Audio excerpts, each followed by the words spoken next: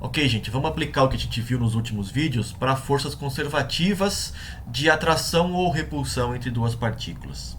Tá? Então aqui novamente eu tenho um referencial inercial com origem em O e três vetores de JK fixos. Né? A partícula M1 está numa posição R1 nesse referencial, a partícula M2 na posição R2, o centro de massa está na posição R, né? E o vetor relativo de 2 para 1 está aqui, o vetor Rzinho, que vai de 2 até 1. A gente tinha visto no último slide que eu posso escrever R1 e R2 em função de Rzão e Rzinho dessa maneira, né? E aqui estão as duas leis de Newton, né? Massa vezes aceleração igual a força de cada partícula. E a força é a mesma atuando nas duas partículas, só que de sinal contrário, né? E aqui eu estou desenhando como a repulsão entre elas para limpar um pouco a figura, mas é a mesma coisa que se fosse atração, tá? Bom, a gente tinha também visto no último vídeo que o centro de massa não tem aceleração, então ele permanece em repouso ou em movimento retilíneo e uniforme. Né? É como se fosse uma partícula de massa total M1 mais M2 Mzão no centro de massa sem aceleração. E uma outra partícula fictícia de massa μ, a massa reduzida μ, com aceleração dada pela aceleração relativa, né? Rzinho dois pontos, e sobre a qual age a mesma força que age sobre as partículas originais e verdadeiras M1 e M2. Né? Isso a gente viu no último vídeo. Agora, se a força F é central e conservativa, né? Ou seja, se ela só depende da distância até um centro de força, mas aponta sempre na direção paralela à posição, né? Ou seja, se a força e o seu módulo não dependem da orientação de R no espaço, apenas do módulo de R, que é o caso aqui que acontece, né? Então a força é menos o gradiente de um potencial, e nesse caso é simplesmente a derivada do potencial em relação a R, porque esse potencial só pode depender de R, só da distância e não da orientação no espaço. Né? É o que acontece aqui, ó. Essa força F de atração ou repulsão, nesse caso a repulsão, mas a atração seria a mesma coisa, ela aponta na direção do vetor R, certo? Então ela está sempre apontando na mesma direção que o vetor R aponta, então ela é uma força central. Além disso, eu estou supondo que seja conservativa, para a gente poder extrair mais informações da mecânica lagrangiana, que a gente vai fazer agora. Tá? Vamos primeiro fazer a análise dos graus de liberdade, né, como usual. A gente tem duas partículas, né, portanto 6 coordenadas, 3 para cada partícula. Não tem vínculo, né? Não existe nenhum vínculo amarrando as coordenadas dessa partícula. Veja que o fato da força ser central não representa um vínculo em si. Não é uma relação direta entre as coordenadas das partículas. É simplesmente uma informação sobre o potencial agindo sobre as partículas, né? Te dá uma força e, por acaso, a força é central e conservativa. Então não tem vínculo, portanto eu tenho no total 6 graus de liberdade. Eu deveria escrever 6 equações de Lagrange. Uma lagrangiana que depende de 6 variáveis ou 6 coordenadas generalizadas. E obtenho então 6 equações de Lagrange diferentes. Né?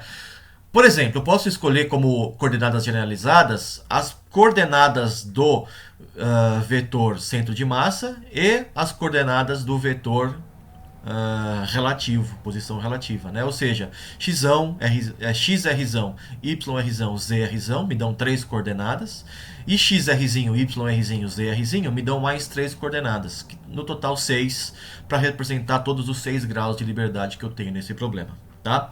Então é o que eu vou fazer.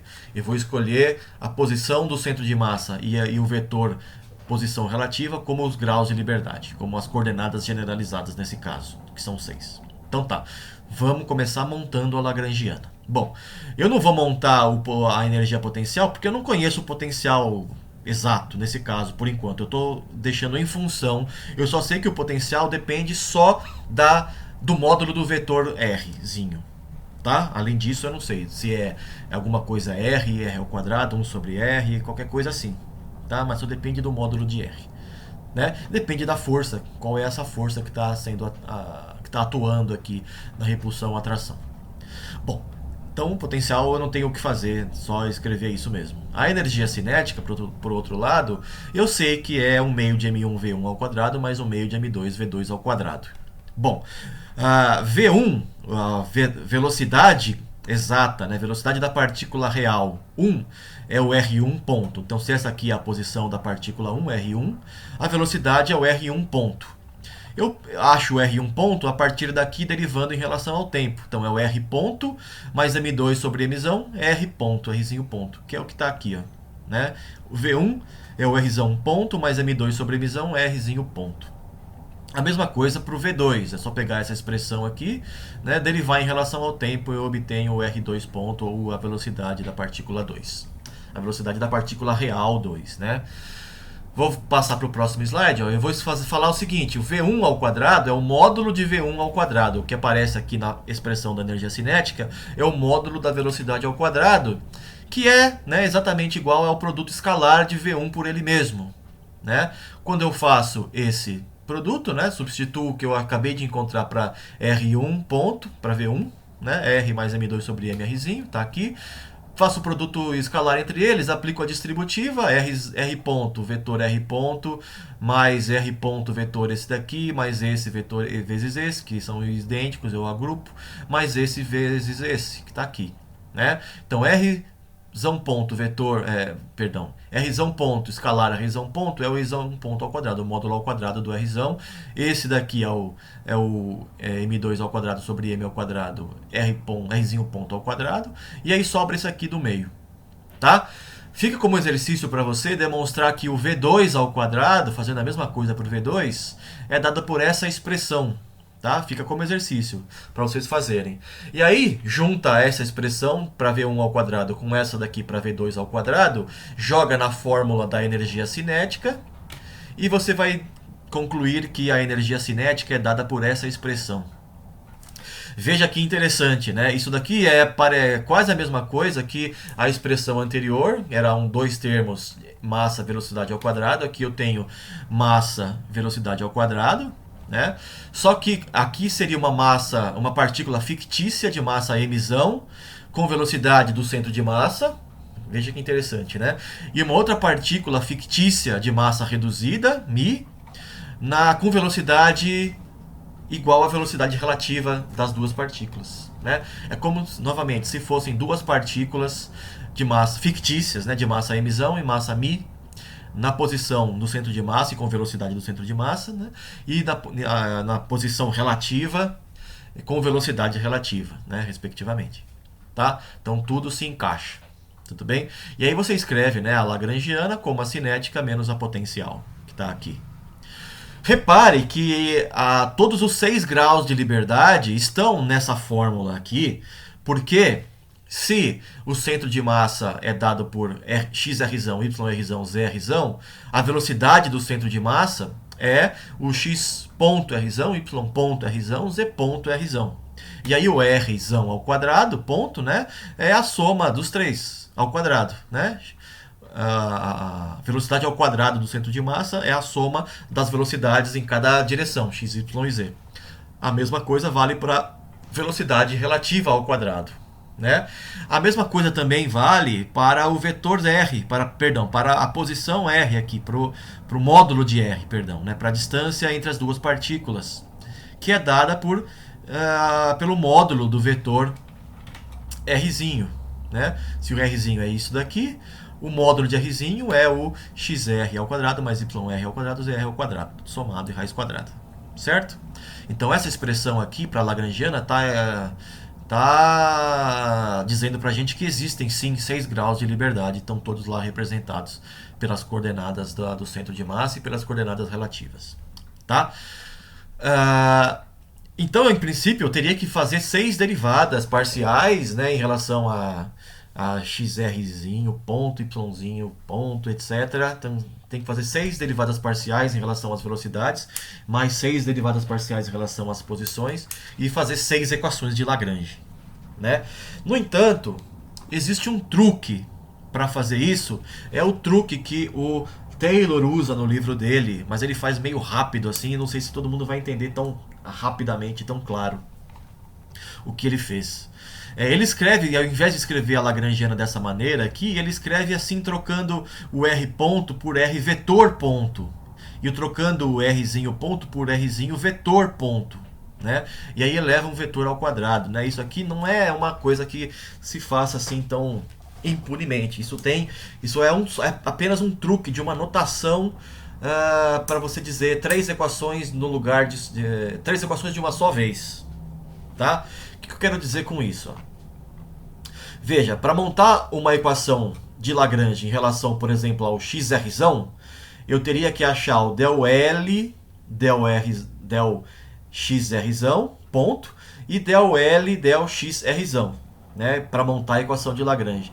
Mas, escrevendo desse jeito, eu consigo agrupar as equações de Lagrange em três duplas de duas equações, tá? Que são essas daqui. A dupla de equação é essa daqui, mas cada uma delas representa três equações.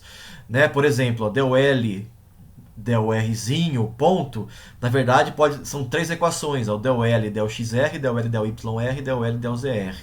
Né? E del L, del XR, ponto, del L, del YR, ponto, del L, del ZR, ponto. Cada uma dessas duas equações, na verdade, são três. Tá? E isso aqui é só uma notação. Veja que derivada de uma função em relação a um vetor não faz muito sentido, né? Até existem professores que vão dizer que isso aí é uma bobagem, mas na verdade é só uma notação.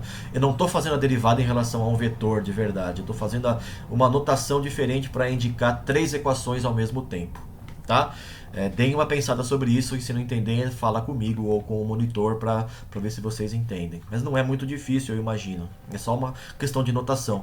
Você pode escrever todas as 6 equações de Lagrange e depois agrupar 3 e 3 para ficar só 2 de forma vetorial, tá? Fazendo isso, então, usando esse truque, né? Aqui está a lagrangiana escrita na forma de truque. Aqui faltou uma flechinha em cima do R, tá? Mas fica aqui, deixa na cabeça que aqui tem uma setinha também. E aí vamos calcular a derivada de del L e del R ponto, como se fosse o R ponto uma coisa qualquer, né? Como se fosse uma função escalar mesmo. Quando você deriva isso aqui em relação ao R ponto, vai te dar M R ponto, Rzão ponto. Deriva isso daqui tudo em relação ao Rzão, não dá zero, porque o Rzão não aparece aqui, aparece o Rzão ponto, mas não o Rzão. Né? E, portanto, a equação de Lagrange nesse caso, que seria essa daqui, né? É M Rzão, dois pontos, é zero. Veja que isso daqui são três equações, né? A equação do M x Rzão, dois pontos, igual a zero. M x y Rzão, dois pontos, é zero. E M z Rzão, dois pontos, igual a zero. São três equações, né? Então, o truque que foi feito para obter três equações de uma tacada só. Daí vamos fazer as derivadas em relação às coordenadas de Rzinho, né? Del L, del Rzinho, ponto, aparece só aqui, é mi Rzinho, ponto. Tá aqui, ó. E o del L, del Rzinho, o Rzinho aparece aqui. A derivada, na verdade, nesse caso, vira o gradiente, né? Porque são três coordenadas ao mesmo tempo. Você tem del L, del X, Rzinho, del L, del Y, Rzinho, del L, del Z, Rzinho. São três equações. Então vira o gradiente. E aí você conclui pela equação de Lagrange que mi Rzinho, dois pontos, é menos o gradiente de V. Né? Que também são três equações aqui, nas direções x, y e z. Tá? Mas, né, como o potencial, a força é conservativa, o potencial depende só da posição. E portanto, o gradiente só está na direção radial, é del V, del R. Portanto, né, mi Rzinho, dois pontos, é o menos del V, del R na direção radial. Né? Continua sendo dado por três equações, mas simplificou um ponto. Não preciso escrever o gradiente, só porque o gradiente só depende de uma variável Rzinho, que está aqui. Né? Essas duas equações são as mesmas que a gente encontrou antes pelo método de Newton, usando as leis de Newton. Né? Portanto, os métodos são 100% equivalentes, seja pelo método do método newtoniano ou pelo método lagrangiano. A única coisa é que no método lagrangiano que a gente usou, as forças têm que ser conservativas. Né? No método de Newton que a gente fez, não necessariamente elas eram conservativas. Tá? Bom, vamos fazer uma pausa aqui para falar o restante no próximo vídeo. Tá? Eu vou falar sobre o referencial do centro de massa. Então até a próxima, valeu!